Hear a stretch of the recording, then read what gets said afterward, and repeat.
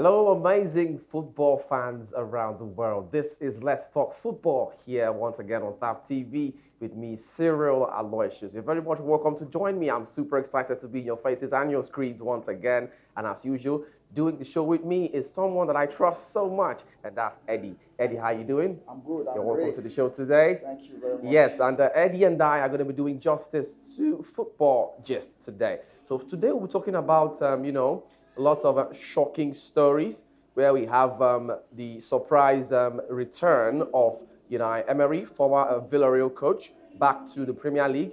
And let's not forget that he also had a surprise win over Manchester United last weekend. And of course, we'll be talking about Graham Potter, the Chelsea manager, where it all went wrong for Graham Potter at Chelsea. Ever since he took over from Thomas Tuchel, he hasn't lost, I think, in his first 8 games. He was doing well, about 6 wins and 3 draws. And then suddenly, things started to nosedive, and then the results begin to decline. So we're going to be talking about where it all went wrong for Graham Potter, and of course, where it all went wrong for Antonio Conte, who has also been on a losing streak. I think his last victory only came against Bournemouth, where he came from behind. He had to come from behind to get a 3-2 win over Bournemouth. And then afterwards, they lost again to Manchester United, and then again yesterday at the Carabao Cup. So, back on Let's Talk Football. Eddie, we'll start first with Unai Emery. What do you think of Emery's return to the Premier League? I think Unai Emery's return to the Premier League is it's a great one for the Premier League. Okay. Okay, but personally, I was really shocked with that result. Against Manchester United. Why were you shocked? Well, I wasn't shocked. I wasn't shocked. I wasn't shocked because I didn't expect Aston Villa to win that game. Really? But I was not expecting the goal margin. Like, it was just too much for Manchester United. Okay. I was expecting something. And it was almost like Manchester United actually got the one goal by luck. By luck. Yeah. If you weren't for that luck, I think it would have been 3-0. Really embarrassing. And come to think of it, I think Aston Villa will actually playing with a lot of motivation.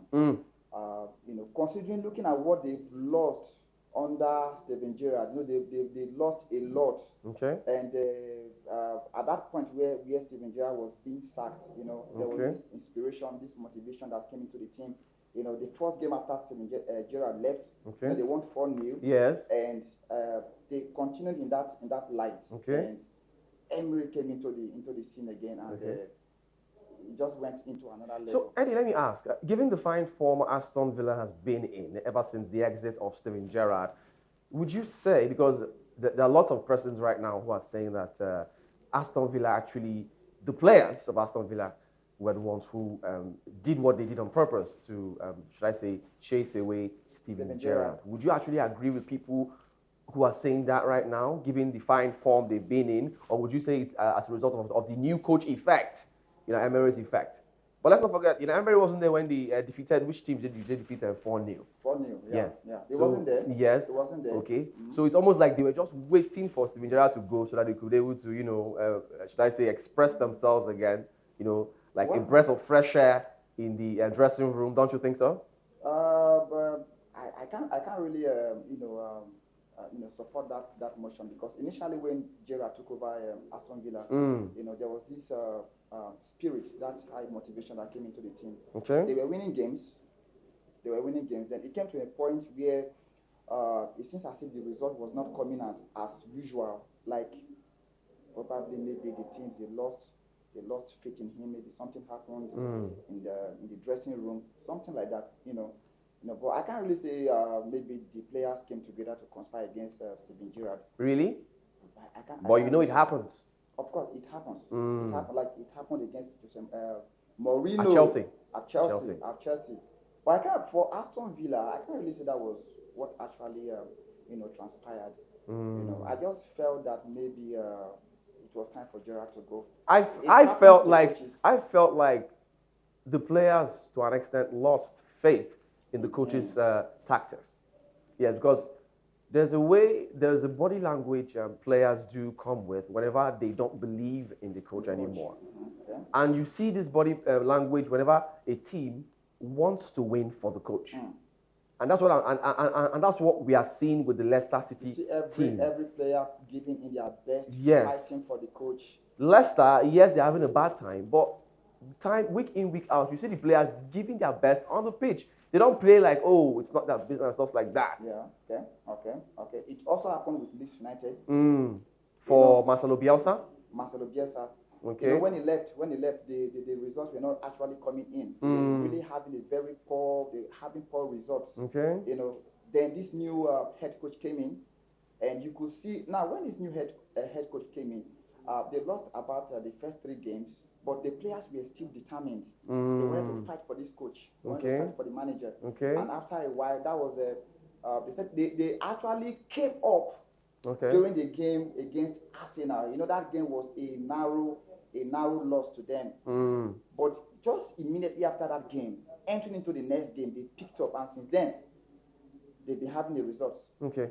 So, Eddie, shortly before we let go of this particular topic, you know, Emery said in his interview, I think in a press conference, that he hopes to, I think one of the major agendas he has at Aston Villa is to win trophies, is to achieve great things with the club.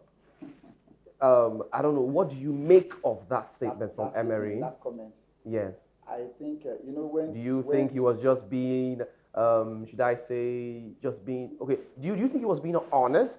Or do you think he was just trying to flatter the Aston Villa fans so it won't look like, oh, he's not ambitious? Because, you know, there are ways to these things. I mean, you don't go to a small club and then you say, you want to achieve. Well, it's okay to be ambitious, but come on, it's Aston Villa. Unless it's Aston Villa. When last did they win a trophy? Okay. When last did they win a trophy? Okay. I think for me, it's not bad that he made that statement. Yes. It's not bad. You know, because for you, you know, coming in to take over a football team, you should have confidence vision. in you. You should have confidence. You should have vision. You should Okay. have something you're looking at. Okay. So that is very, very important. That is key. Okay. That is key. On the other hand, I think the club will, even if he made that comment and it's something that is actually working towards, you know, achieving, it will still need time to do that. Okay. It will still need time to do that, especially in the area of players. You know, you want to play your tactics. You need to, you know, bring in players that will fit into your tactics. Okay. But I think I'm happy for him at the moment because, you know, he just came in and he has started having the results. Okay. You know, and I just hope against a big team like Man U. A big team like Manchester United. So Wow. let's see what comes up after now. Okay, we just have one more game to go before the World Cup. So let's see what comes up after the World Cup. Okay. Let's see if you know maintain that consistency. All right. That will tell if you actually accomplish what that statement he made. Okay, that's it for you know, Emery's return to the Premier League. Let's talk now about Chelsea and Graham Potter. Wow. Sincerely speaking, Eddie, I did not see this coming for Graham Potter, but still, I refuse to join. You didn't see it coming? No, I didn't see this coming, but I think sincerely, I can't blame Potter right now. I can't blame Potter. Eddie, Eddie, where did it all go wrong for Potter? Where did it all go wrong for Potter? Okay, when Potter took over Chelsea, he won 8 consecutive games. Okay. And Chelsea fans were like, "Oh, this guy is good. This guy is good." But for me personally, picking a manager from Brighton, a team, a mid-table team, into a top 4 team, it's not an easy weight to carry. Okay. For me, I think Potter is a coach that will really need time. Okay. Now, if I want to look at the game against Arsenal, let's look at the game against Arsenal. Yes, it is true that Chelsea were having injury problems. Do you think Potter is overrated? Sorry for cutting you. Potter? Because, ever since he started having issues with the team right now, lots of poor results at the moment. There are lots of fans saying, the club is bigger than Potter. Oh, Potter doesn't know what he's doing. In fact, he should be sacked in the next 2 days.